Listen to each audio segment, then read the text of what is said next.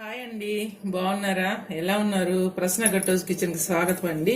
ఈ రోజు మీకు ఒక దోశ చూపిస్తాను. చాలా బాగుంటది. అది బ్రేక్ఫాస్ట్ గానీ ఎప్పుడైనా చేసుకోవచ్చు. సాయంత్రం నైట్ లో కూడా తినొచ్చండి. ఇది అదేంటంటే బన్ దోశ. మనం దానికి కావాల్సిన ఏంటో నేను చూపిస్తాను.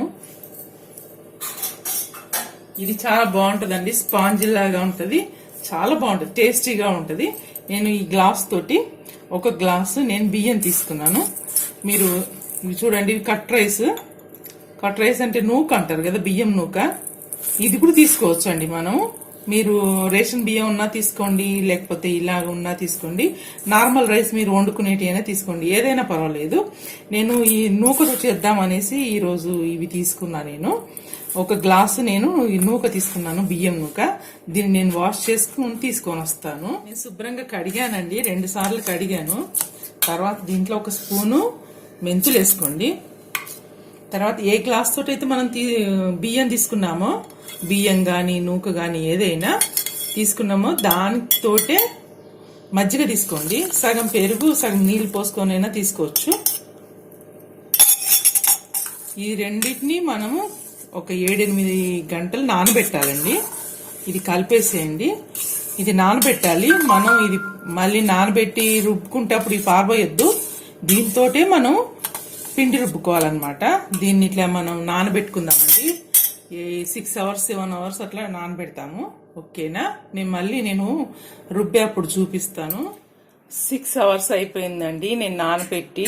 ఇప్పుడు దీన్ని తీసి మనం మిక్సీ జార్లో వేసుకొని మిక్సీ పట్టుకుందాం. ఇది ఈ మజ్జిగ ఉంది కదా, ఈ మజ్జిగతోటే మనం మిక్సీ పట్టుకోవాలి. మళ్ళీ ఇందులో వేరే నీళ్లు పోయొద్దు. ఈ నీళ్లు కూడా మనం పారబోయొద్దు.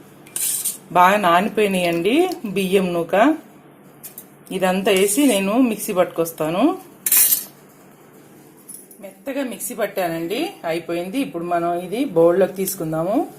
దీంట్లో ఎక్స్ట్రా నీళ్ళు ఏం పోయకండి. ఇది మళ్ళీ మనకు రాత్రి అంతా దీన్ని పులియ పెడదామండి. ఇలాగే మనం సేమ్ దోసల పిండి ఎలా చేసుకుంటామో ఇది కూడా అంతే, తెల్లవారి మనం వేసుకోవచ్చు.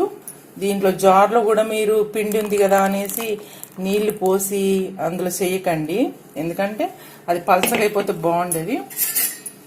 ఇదిగో చూడండి, ఇప్పుడు ఇలా ఉంది కదా, రేపొద్దునికి కొంచెం పులిసి మనకి చిక్కబడుతుంది. ఇంకా మనం నీళ్ళు పోసామనుకోండి ఇంకా పలసగా అయిపోతుంది అనమాట. దీన్ని ఇలానే ఉంచేసి మనం మూత పెట్టుకొని రేపొద్దుటి వరకు దీన్ని ఇలా రెస్ట్ ఇద్దాం. దీన్ని అంటే మంచిగా ఫామ్ అవుతుంది కదా. ఇదిగో చూడండి, మెత్తగా పట్టుకుంటే బాగా వస్తాయి అన్నమాట బన్ దోశలు. ఓకేనా? రేపు మళ్ళీ మనం ఎలా వేసుకుందామో చూద్దాం. తెల్లవారి రాత్రి అంతా ఇలానే ఉంచండి. దీన్ని నానడానికి ఒక 6 అవర్స్ కావాలి. నానిన తర్వాత మనం పిండి పట్టుకున్నాక మళ్ళీ 6-7 అవర్స్ దీన్ని అలానే ఉంచితే మనకి అప్పుడు బన్ దోశలు రెడీ అవుతాయి. ఓకేనండి? నేను మళ్ళీ వేసేటప్పుడు చూద్దామండి. ఇది మనము బన్ దోశ తయారు చేసుకున్నాం కదా పిండి. 6-7 గంటలు అయిపోయింది మనం పిండి పట్టుకొని కూడా. ఇప్పుడు మనం బన్ దోశలు వేసుకుందాము. దీనికి సరిపడా సాల్ట్ వేయండి. 1/2 టీ స్పూన్ వేస్తున్నాను. దీన్ని మంచి కలపండి. మళ్ళీ తర్వాత ఇది వంట సోడా అండి. వంట సోడా కంపల్సరీగా వెయ్యాలి. 1/2 టీ స్పూన్ అంత వేయండి. ఎందుకంటే మనం దాంట్లో ఫర్మెంటేషన్ కోసం ఓన్లీ పెరిగేసాం కదా, దానికి అంత ఎక్కువ కాదు.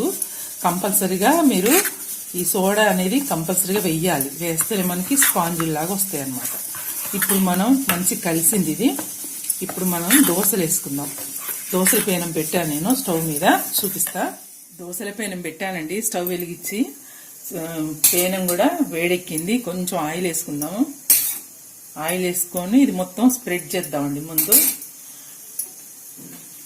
టిష్యూ పేపర్ తీసుకొని ఇలా మొత్తం స్ప్రెడ్ చేసేయండి. మీకు దోశలు కానీ ఊతప్పలు కానీ ఏమి అంటుకోకుండా వచ్చేస్తాయి అన్నమాట. ఫస్ట్ ఒక 2-3 చుక్కలు నూనె వేసి ఇలా రుద్దేసుకోండి. రుద్దేసుకున్నాక ఇప్పుడు మనం దోశలు వేసుకుందాం. వేడెక్కిందండి. ఇప్పుడు మనం ఈ దోశలు మామూలుగా ఇది బన్ దోశ అన్నాను కదా, దీన్ని స్ప్రెడ్ చేయొద్దు. మనం మామూలుగా అయితే దోశలు వేసుకొని వెడల్పుగా అంటాం కదా, ఇలానే ఉండాలి. ఇవి మరీ పెద్దగా రావండి, కొంచెం మందంగా వస్తాయి అన్నమాట. దీన్ని ఇంకేం అనొద్దు. చూడండి హోల్స్ అవుతున్నాయి. ఇప్పుడు మనం కొంచెం నూనె వేసుకుందాం. ఇలా నూనె వేసుకోండి, చాలా బాగుంటాయి, స్పాంజిల్ లాగా ఉంటాయి అన్నమాట. ఇవి చాలా టేస్టీగా కూడా ఉంటాయి. చూసారా ఎలా వస్తున్నాయో? కొంచెం మీడియంగా పెట్టుకోండి స్టవ్. ఇది మంచి కాలిన తర్వాత రెండు పక్కల మనం తిరిగేసుకోవాలి. కాలితే మనకు ఊడొచ్చేస్తుంది, పేనానికి అతుక్కోదు. 2 నిమిషాలు వేడి చేద్దామండి, దాన్ని కాలుద్దాం. చూద్దామండి ఎంత జాలీగా వచ్చిందో. మీకు ఇలా వస్తే మీకు స్పాంజిల్ లాగా ఉంటాయి అనమాట. దీన్ని తిరిగేద్దామండి. చూసారా కాలితే ఆటోమేటిక్గా వచ్చేస్తుంది.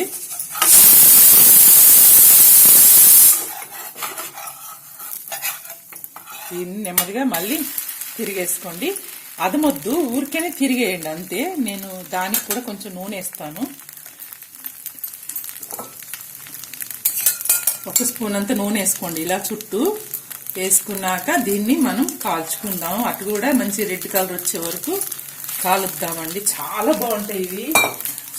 పైన కొంచెం క్రిస్పీ లాగా అనిపించి కింది వైపు ఇప్పుడు వేసాను కదా, ఇది కొంచెం క్రిస్పీ లాగా ఉంటుంది. అటు కింది వైపు మంచి స్పాంజ్ లాగా ఉంటుంది అనమాట. మీకు చూపిస్తాను, ఒకసారి చేసుకొని చూడండి, చాలా బాగుంటుందండి. మరి మా ఛానల్ చూస్తున్నారు కదా, సబ్స్క్రైబ్ చేసుకోండి, షేర్ చేయండి, లైక్ చేయండి. సబ్స్క్రైబ్ చేసుకున్నాక గంట సింబల్ నొక్కండి. మేము ఎప్పుడు అప్లోడ్ చేసినా కానీ మీకు వెంటనే వచ్చేస్తాయి. ఓకేనండి, ఇవన్నీ మీకు తెలుసు, అయినా ఒకసారి చెప్తున్నాను చూడండి. ఈ వంటలన్నీ కూడా అందరు పర్ఫెక్ట్ అయిన వాళ్ళ కోసం కాదండి, ఎవరన్నా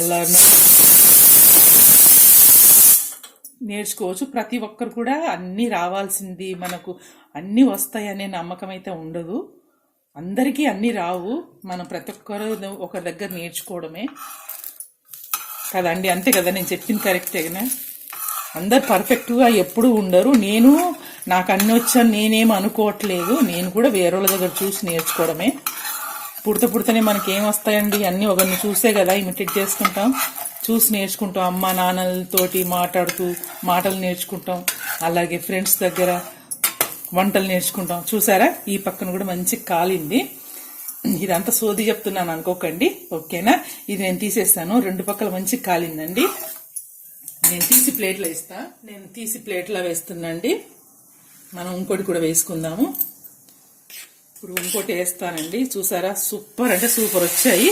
దీంట్లో మనం ఏం వేసింది, పప్పులు కానీ అలాంటివి ఏం లేవు కదా, ఓన్లీ బియ్యము మెంతులు వేసాం కదా, అంతే. చూడండి సూపర్గా ఉంటాయి. ఎప్పుడు దోశలు కాకుండా ఇలా కూడా చేసుకొని చూడండి. మీరు సోడా వేసిన వెంటనే చేసేసుకోవాలి. సోడా వేసి అలా గంట సేపు పెడితే దాని పవర్ అనేది పోయి అంత జాలీగా రాదనమాట.